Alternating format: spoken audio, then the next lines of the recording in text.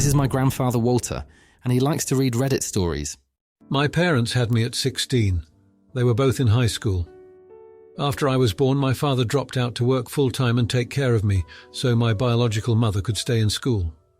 Eventually, after finishing high school, she realized that motherhood wasn't for her and left my dad and me. I was 2, so I don't really remember her being around. After that, my father worked 3 times as hard to provide for me. He also met a nice woman whom he later married when I was 7. I consider her my mum. I'll call her my stepmother to avoid confusion. My biological mother didn't contribute in any way, not even financially. In fact, the last time she contacted me, before now, was on my 3rd birthday, which was just a quick happy birthday card through the mail. I never had ill feelings towards her decision, because I had my dad, mum and brother who filled the emptiness she left. My parents have never said anything negative about her. Her leaving me was not something I thought about every day, so you can imagine my confusion when she reached out on social media to talk. I thought about it for days before I agreed. We met in a restaurant for the first time in 25 years.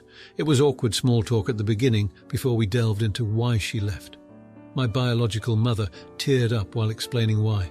She suffered from postpartum depression and felt trapped by the constant cycle, so she felt compelled to leave. She explained why she reached out and made it clear that she didn't leave because of me. Of course, I sympathized with her, as I saw my stepmom go through postpartum depression with my brother and saw how much it affected her. We met a couple more times before I was invited to meet her new family. She had a husband and also had 3 children, a 13-year-old girl, an 11-year-old boy, and a 7-year-old girl.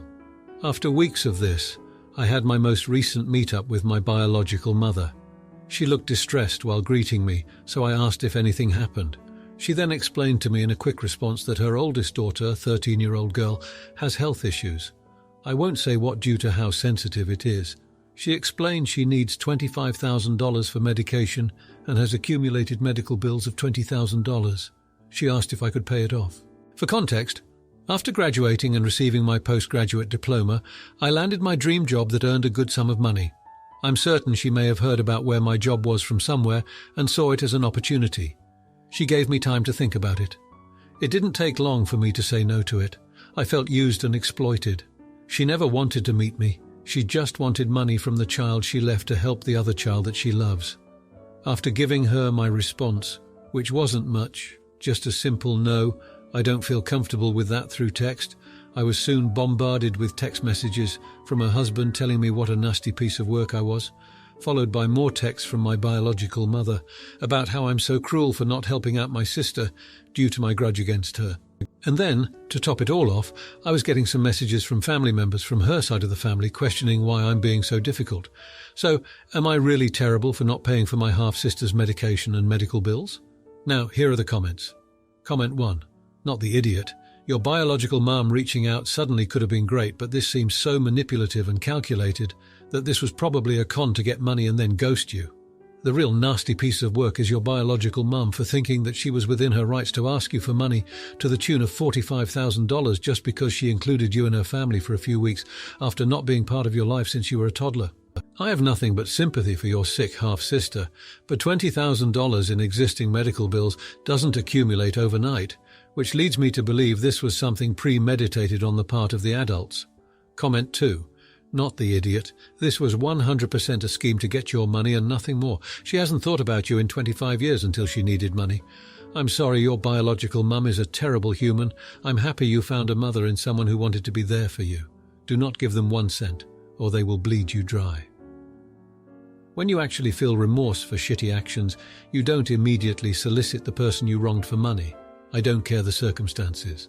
The harassment from her side after saying no should only put in concrete what you already suspected. Cut all contact and go live your life. Comment 3. Info. What's the time span between her first contacting you first meeting her, and her asking you for $25,000 for medication and has accumulated medical bills of $20,000? Edit. And are you sure she's telling the truth about these bills? I think your first reaction of being used and exploited was correct. Also, the family members from her side of the family. Do you even *no* any of these people? Now for the next story. I just turned 57 years old in early August, and my ex-girlfriend just turned 55 years old a few days ago. We were together for 25 years before I called it quits 2 weeks ago. When my ex and I got together, she was a self-described open-minded person who, unlike other women I dated, did not start pulling my arm on the marriage issue after we passed the 1-year mark. She had a mum who grew up in Sweden, where couples would live together, have children, but never marry. She was always on the fence about children. However, I did not want children because at the time I was thinking about how much I was willing to sacrifice to start a business and how I'd resent my kids for getting in the way of that. We argued over this, went to counselling over this. Our arguments were interrupted by the fact that my startup costs led us to have to sell plasma in order to survive. Then it was like we woke up one day and my girlfriend was 39 years old and I was 41 years old, and the money finally started coming in. I felt like my girlfriend did not want to rock the boat at that point, and we just wanted to enjoy the money.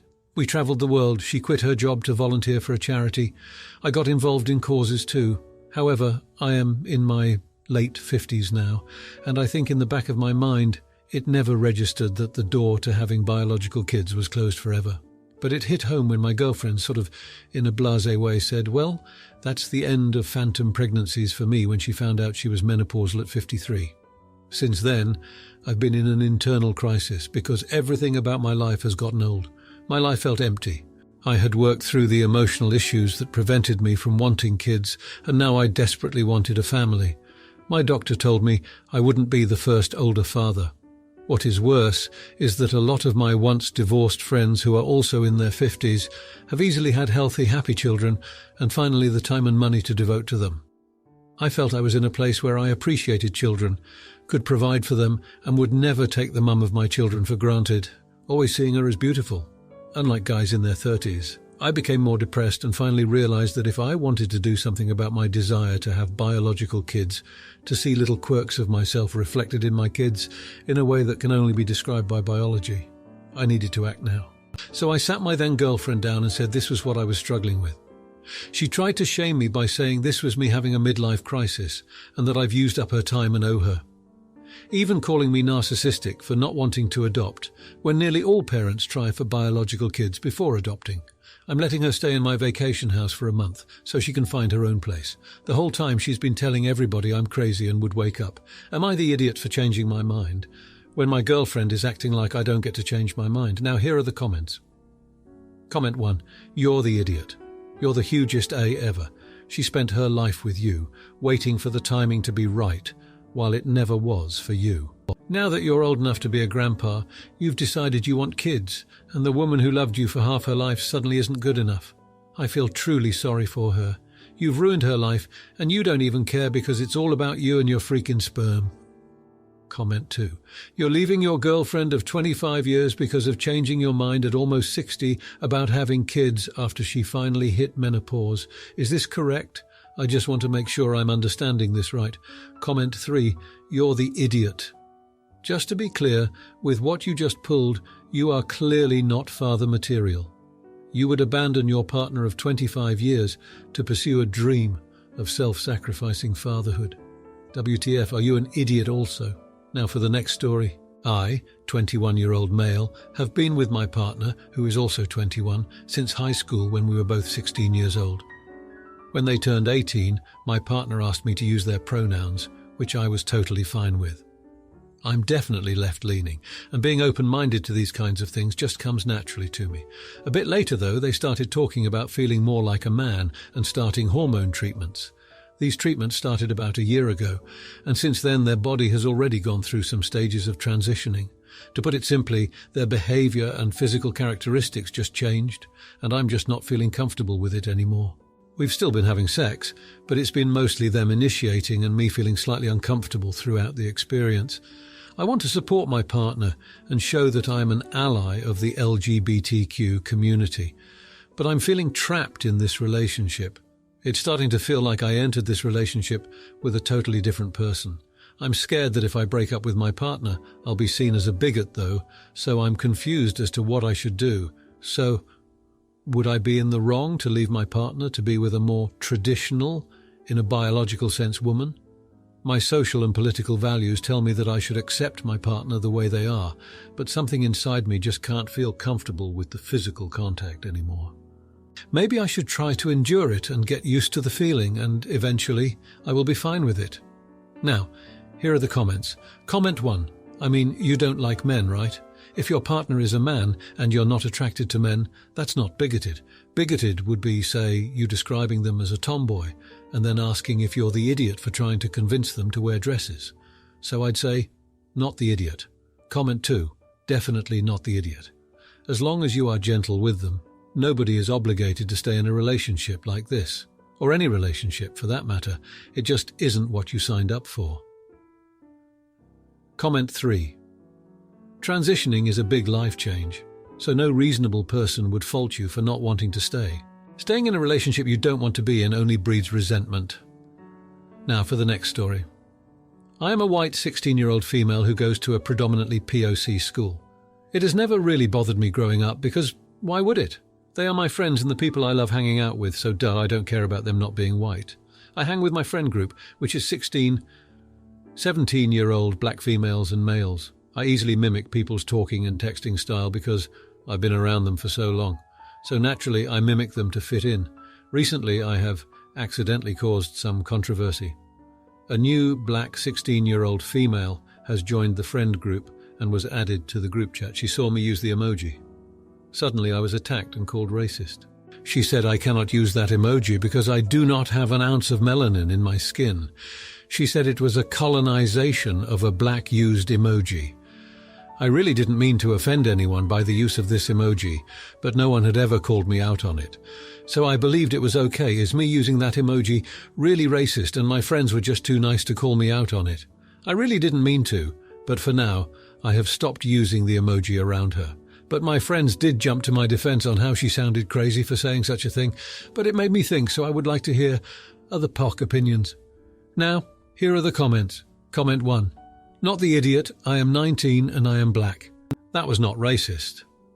Ask your friends how they really feel about your use, though, just to see what they think. People are naturally going to use similar mannerisms to people they hang around, especially at this age. You did nothing wrong. Comment 2. Bro, it's the fricking moon, she's the racist one. It's grey, who the frick is grey? Forgot about dark elves of Tamriel. She's assuming their culture. She's being a culture cliff racer. Comment 3. Not the idiot, new friend is an idiot, and drinking too much Kool-Aid. It's nice your friends stood up for you. You are part of their culture regardless of your skin colour. Now for the next story. So I, 35-year-old male, and my wife, 30-year-old female, got married about 6 months ago. We were just hanging out with a few friends today. Most are newly married couples too. I was talking with them about how finances have been a bit tight lately since I'm the sole earner in our family. Living costs have more than doubled since I was single, while there's no additional income. We also recently put down the down payment to our house, so expenses are higher than ever. Anyways, we were trying to cut down on some other expenses. We recently calculated our average grocery spending, which comes to about $1,000 per month, so I was trying to get advice from my friends on how to cut it back. We got a few different feedback from, you should buy this item at a different store, to, it's okay to spend more on groceries, but try to cut back on other expenses. My wife, whose cooking is her hobby and pretty much what she's doing all day, was very supportive of the idea of keeping or increasing the current grocery budget, which I think is already too high for just 2 people. I pointed out to her how it may not be feasible for us to keep the current spending, let alone increase it. I emphasized to her that working a full-time job to earn money for the family is not easy. She's 30 years old, but she never had any job before. She has lived her entire life under her parents' roof and had all her expenses managed by her parents until we got married 6 months ago. I told her again that now we are married, things will have to change for both of us. She got visibly quiet after I said this, and my friends quickly tried to change the conversation topic. At that point, I realized I might have hit a nerve with my words, even if technically I'm not saying anything wrong. Am I the idiot for saying this? Edit. I didn't expect this post to receive this many comments. Whether you're saying not the idiot or you're the idiot, I respect all your feedback and opinion. Keep them coming. For everyone asking for more clarification, we do live in a very high cost of living area, Peninsula Bay area, so everything is very expensive here. $1,000 per month grocery spending is just for groceries, but that's not all of our food spending. We cook for 5, 6 days of meals per week and eat out 2, 4 times a week. Our restaurant spending comes to an additional $400, $500 per month. The reason why my wife never had a job before, as some of you have guessed, is because of her family upbringing. Their family values are basically men work and earn money while women stay at home, do household chores and raise children. My wife's sisters, mother and her closest female cousins, as far as I know, none of them ever had a real job before. Now here are the comments. Comment 1. Why on earth would you marry someone who is so stunted in her development? She has no clue about finances, despite you trying to talk to her. She badly needed a wake-up call. Getting a job might help her see the relationship between giving up your time to earn money and the disposition of said money. Mummy and Daddy have conditioned her to just spend and enjoy herself. Good luck. I hope she grows up. Comment 2. Isn't that a conversation you should have had 6 months ago before you got married? Makes me wonder what else you did not discuss. I agree with you that being a stay-at-home is a huge financial burden, but it's not like she quit her job. Comment 3. So you're whining to all and sundry about how you're poor and then shamed your wife for being exactly who and what you knew she was when you married her. In front of other people. You're the idiot. If you like this video, you'll probably like these too. Also, while you're here, please consider subscribing. It's your support that keeps this channel alive and allows me to make better and longer videos. Have a great day.